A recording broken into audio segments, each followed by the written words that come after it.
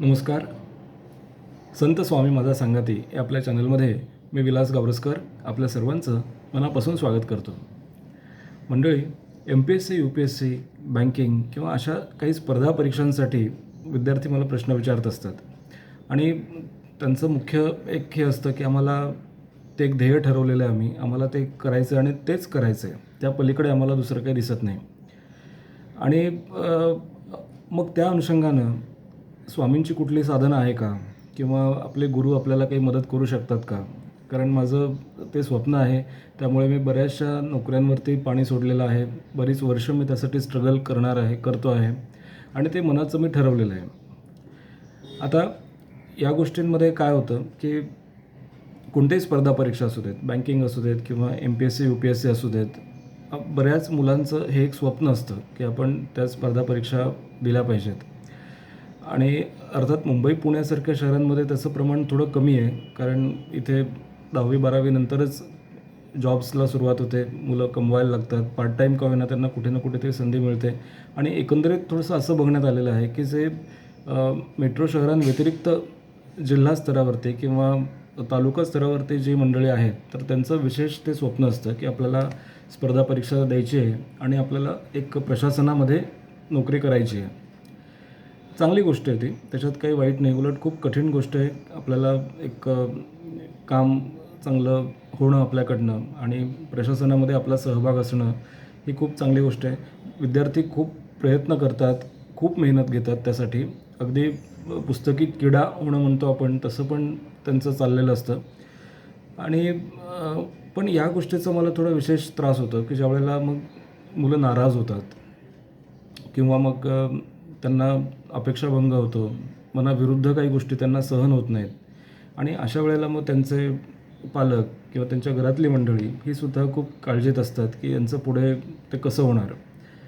जसं मला एक जणांनी सांगितलं होतं की मला असं वाटतं की आता सगळा माझ्यासमोर अंधार आहे आणि आता मी काही करू शकत नाही. तो वय वाढलेलं आहे, त्यामुळे आता मी धड बाकी ठिकाणी पण ट्राय करू शकत नाही आणि आता याचाही मला आत्मविश्वास थोडासा डळमळीत झालेला आहे. तर आता काय करावं मला कळत नाही. मी डिप्रेशनमध्ये आहे. हे असं ऐकलं, डिप्रेशन आहे, एन्झायटी आहे, या परीक्षांना आम्ही लायक नाही असं वाटतं किंवा परीक्षा होऊनसुद्धा बऱ्याचदा इंटरव्ह्यूमध्ये आपण नापास होतो. तिथे आपलं सिलेक्शन होत नाही किंवा कुठेतरी काहीतरी गडबड होते आणि आपलं ते स्वप्न थोडंसं अपूर्ण राहतं असं मुलांना वाटतं. आणि त्यासाठीच मुद्दाम आज मी तुमच्याशी संवाद साधणार आहे.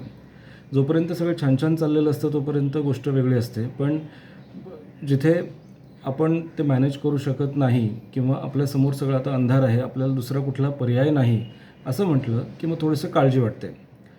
बँकिंग क्षेत्राविषयी जर समजा बोलायचं झालं तर अजूनही थोडंसं बँकांच्या परीक्षा देणारे जे उमेदवार आहेत, स्त्री किंवा पुरुष, त्यांच्यामध्ये एक थोडंसं असं दिसतं ना की ते कुठेतरी जॉब करतात, काम त्यांचं चाललेलं असतं आणि अशा याच्यामध्ये ते अप्लाय करतात फक्त.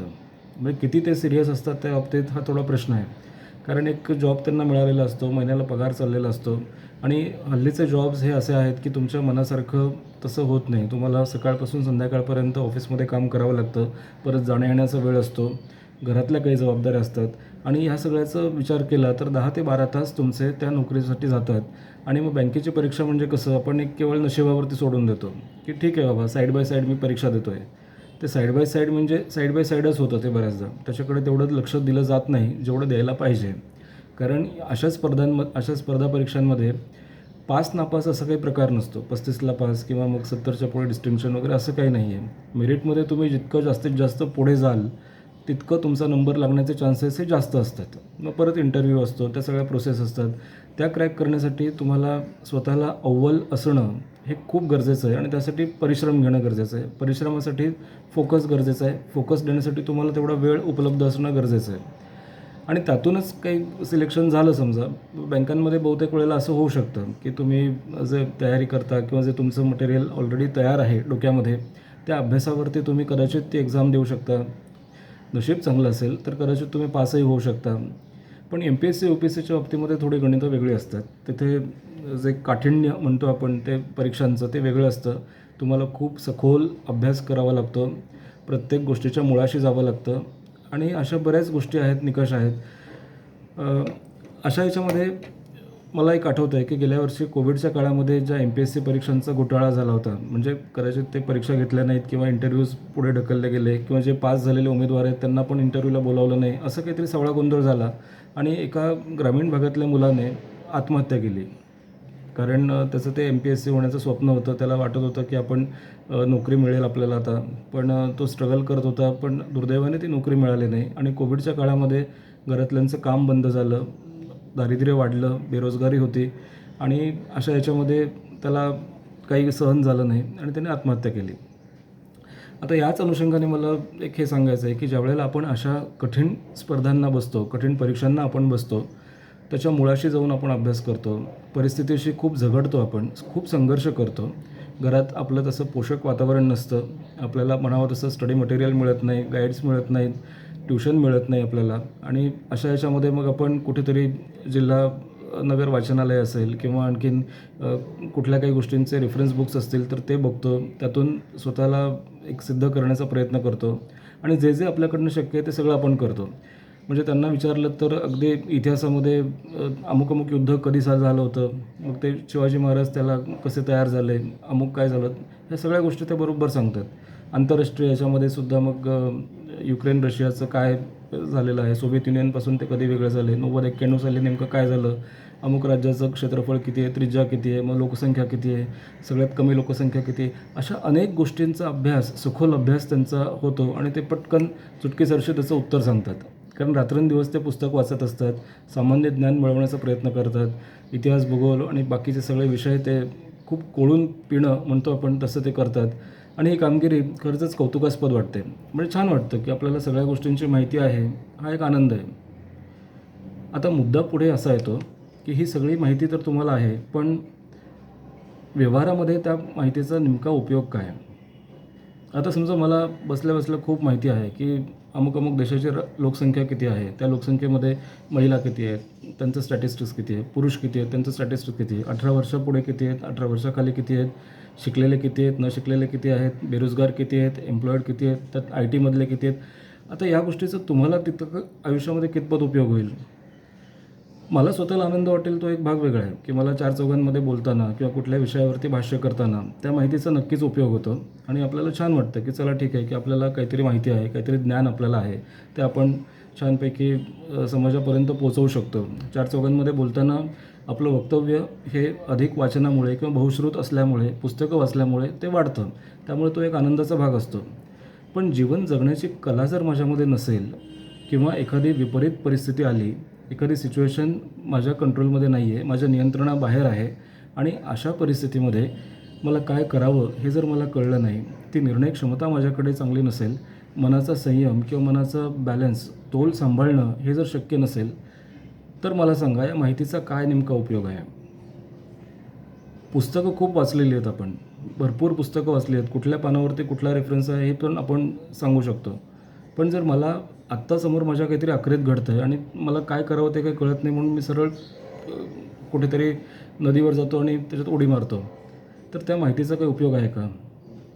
म्हणून आज अशा विद्यार्थ्यांसाठी मला एक खास सांगावंसं वाटतं की यात कुठलंही शहाणपण नाही की तुम्ही आत्महत्या करणं किंवा मनाविरुद्ध घडलं तर लगेचच स्वतःला संपवणं किंवा आपल्या कुटुंबाला त्रास होईल, समाजाला त्रास होईल अशा प्रकारचं काहीतरी कृत्य करणं, यात काही अर्थ नाही. म्हणजे मला एक नेहमी असं वाटतं ना की जर आपण इतके हुशार आहोत तर पुस्तकी विद्या मला पहा आणि फुलं व्हा होऊन नुसतं चालत नाही. तर आयुष्य जगताना तुम्हाला काय केलं पाहिजे हा एक सगळ्यात महत्त्वाचा भाग आहे. खरं तर अशा स्पर्धा परीक्षा देताना ना प्रत्येक विद्यार्थ्याने थोडंसं आत्मपरीक्षण करणं गरजेचं आहे की ज्यावेळेस आपत्ती येईल, मग ती नैसर्गिक आपत्ती असू देत किंवा सामाजिक असू देत, कुठल्याही प्रकारची आपत्ती असू देत, माझ्या मनाविरुद्ध काही गोष्टी घडतील, तर त्यावेळेला मी स्वतःला कसं सिद्ध करेन, त्यावेळेला अनेक अडचणींमध्ये मी कशी मात करू शकेन, मंदीतून संधी कशी मी शोधू शकेन आणि माझं मार्गक्रमण किंवा माझं जे काही ठरलेलं आहे ते मी कसं इप्सित माझं साध्य करू शकेन, असं मनाचं एक सक्षम असणं हे जास्त महत्त्वाचं आहे. ते जर असेल तर आपण अशा स्पर्धांना बसू शकतो. आता मला सांगा, अशी मानसिकता किंवा असं कमकुवत मन असणारी व्यक्ती उद्या प्रशासनामध्ये जर गेली तर आपल्याकडचं प्रशासन तर माहिती आहे, सध्याचं विद्यमान महाविकास आघाडी तर आपण बघतो आहे काय दिवे लावत आहेत ते.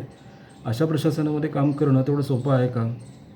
क्षणाक्षणाला तुम्हाला मनाविरुद्ध गोष्टी घडतील, क्षणाक्षणाला अनेक चुकीची लोकं भेटतील, चुकीच्या गोष्टी आपल्याला कराव्या लागतील, ज्या आत्तापर्यंत आपण केल्या नाहीत, आपल्या सवयीमध्ये, संस्कारांमध्ये ज्या बसत नाहीत, अशा सगळ्या गोष्टी प्रशासनामध्ये गेल्यावर आपल्याला कराव्या लागतील. तर आपण तिथे कसं तग धरणार आहोत? बरं, तसं जरी नसलं, माणसं जरी आजूबाजूची चांगली असली किंवा काही असलं, तरी जशी कोविडसारखी सिच्युएशन आहे, एकदम अचानक नैसर्गिक आपत्ती आली. आता रशिया युक्रेनचं युद्ध चाललेलं आहे. तशा त्या युद्धाचे पडसाद काहीतरी भारतावरती आले, अर्थव्यवस्थेवरती आले आणि आपली समाजव्यवस्था, अर्थव्यवस्था कोलमडली. तर आपण काय करायचं? सगळ्यांनी आत्महत्या करायची? अजिबात नाही. म्हणून मला असं वाटतं की जर तुमचा आध्यात्मिक अंग असेल, स्वामींची कुठली साधना करावी, असा प्रश्न विचारण्यापेक्षा सुद्धा जास्त तुम्ही स्वतःला आधी प्रश्न विचारा की मला सक्षम व्हायचं आहे. पुस्तकांचा अभ्यास वगैरे तर हे ठीक आहे, पण नुसतं पुस्तकं वाचून चालणार नाहीत. तर मला आयुष्य कसं जगायचं हे कळलं पाहिजे. कुठल्याही गोष्टीतून सकारात्मक विचार कसा करायचा, मंदीतून संधी कशी शोधायची. संधी अशा दिसत नाहीत आपल्याला बऱ्याचदा, पण त्या शोधाव्या लागतात. ते शोध घेण्याची दृष्टी तुमची असली पाहिजे. मग त्याला जोडून मग निर्णय क्षमता येते की तुमच्यामध्ये ते निर्णय क्षमता आहे का, कुठल्या गोष्टींना प्राधान्य द्यायचं आहे. मग नेतृत्व गुण तुमच्यामध्ये आहेत का, की ती धडाडी तुमच्याकडे आहे का, चिकाटी आहे का, संयम आहे का. ह्या अशा अनेक गोष्टी आहेत की ज्या पुस्तकी शिक्षणापेक्षा सुद्धा जास्त तुम्हाला अशा वेळेला कामाला येतात. आणि म्हणून अशा सगळ्या विद्यार्थ्यांसाठी माझं एक सांगणं आहे की तुम्ही काय करायचं हे ध्येय तुमचं तुम्ही ठरवायचं आहे. त्याला काही स्टँडर्ड नाही आहे.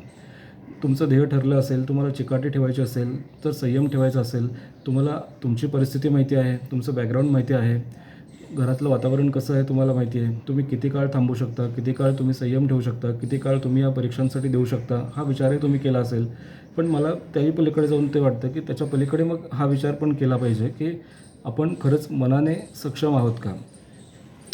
कॉन्फ्लिक्ट मॅनेजमेंट कदाचित म्हणू शकतो आपण, किंवा एखाद्या मनाविरुद्ध घडल्यानंतर तुम्ही मनाचा संयम, मनाचा तोल सांभाळू शकता का. आणि तसं सांभाळत असाल तर वेल अँड गुड, मग खूपच छान, मग काही गरज नाही. पण आपल्याकडनं असं काहीतरी काम झालं पाहिजे, असं काहीतरी कार्य आपल्याकडनं झालं पाहिजे की ज्याची दखल सगळ्या लोकांनी घेतली पाहिजे आणि तुमच्यामधून लोकांना प्रेरणा मिळाली पाहिजे. म्हणजे खरंच मला पण खूप आवडेल की अशा प्रशासनामध्ये जर आपल्याला अशी काही खूप चांगली सात्विक, सद्विचारी, सद्सद विवेकबुद्धी असणारी, सुसंस्कृत जर माणसं प्रशासनामध्ये आपल्या असतील, आता हे स्वप्नच आहे कदाचित, तर आपल्याला खूप चांगलं होईल. म्हणजे सगळ्या समाजाचा त्याच्यामुळे उद्धार होऊ शकतो, समाजाचं कल्याण त्याच्यामुळे होऊ शकतं जर चांगले लोक असतील तर. पण तसं नसेल तर मग समाजाला आदर्श कुणापुढे ठेवायचा. म्हणजे आपण जे काम करतो आहे त्याचा समाजाला उपयोग झाला पाहिजे.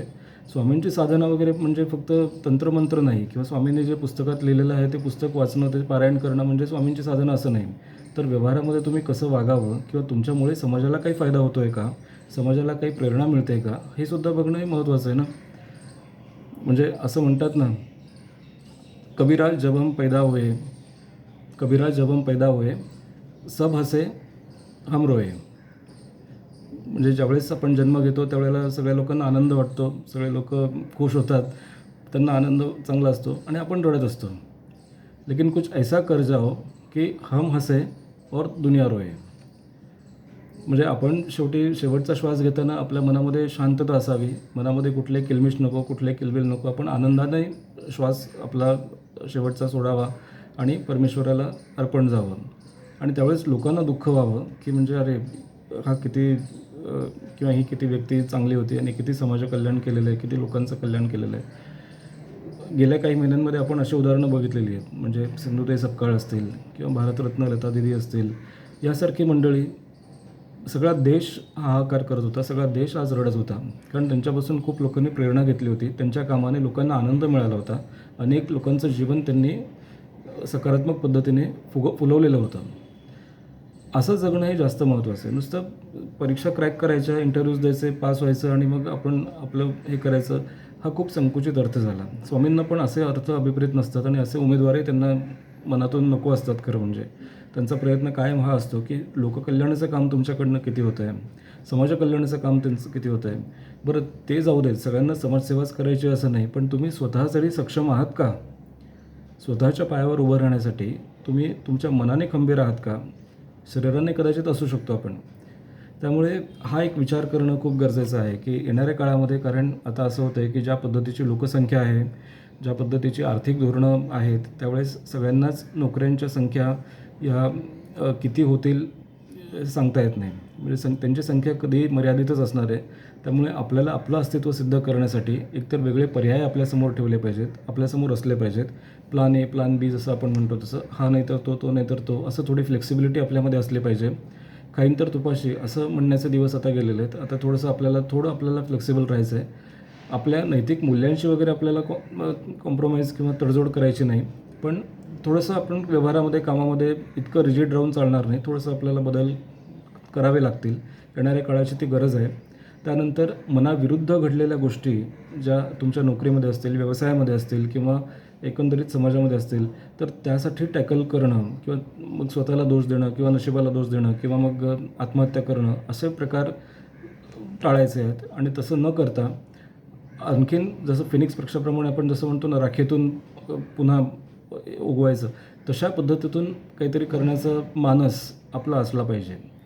त्यामुळे कुठलंही संकट हे संकट वाटणार नाही, कुठलाही त्रास हा त्रास वाटणार नाही, संघर्ष हा संघर्ष वाटणार नाही. उलट आनंदानं आपण ते करू आणि लोकांना आपण त्यामुळे प्रेरणा देऊ. लोकांना त्याच्यामधून स्फूर्ती मिळेल, प्रेरणा मिळेल, इन्स्पिरेशन मिळेल की आपण खरंच खूप वेगळ्या वाटेतून जाऊन स्वतःला सिद्ध केलं आणि आपलं अस्तित्व टिकवून ठेवलं. त्यामुळे सगळ्याच विद्यार्थी मित्रमैत्रिणींना मी शुभेच्छा देतो. मनाने कणखर असावं, कारण स्वामींनी सांगितलेलं आहे, भिवू नकोस, मी तुझ्या पाठीशी आहे. तुम्ही काम करा, तुमचं कर्म तुमचं चालू ठेवा, त्याच्यामध्ये 100% तुमचं देण्याचा प्रयत्न करा, सकारात्मक विचार करा आणि कर्मयोग अशा पद्धतीने फॉलो करा की स्वामींना स्वतःलाच वाटलं पाहिजे की आपण याची मदत केलीच पाहिजे. आणि 100% स्वामी मदत करतात, पण ती कुठल्या रूपात करतात हे ओळखणारी दृष्टी पण तुमची डेव्हलप होणं तितकंच महत्त्वाचं आहे. पुन्हा नवीन विषयासह नवीन व्हिडिओमध्ये भेटूया. तोपर्यंत सगळ्यांना नमस्कार.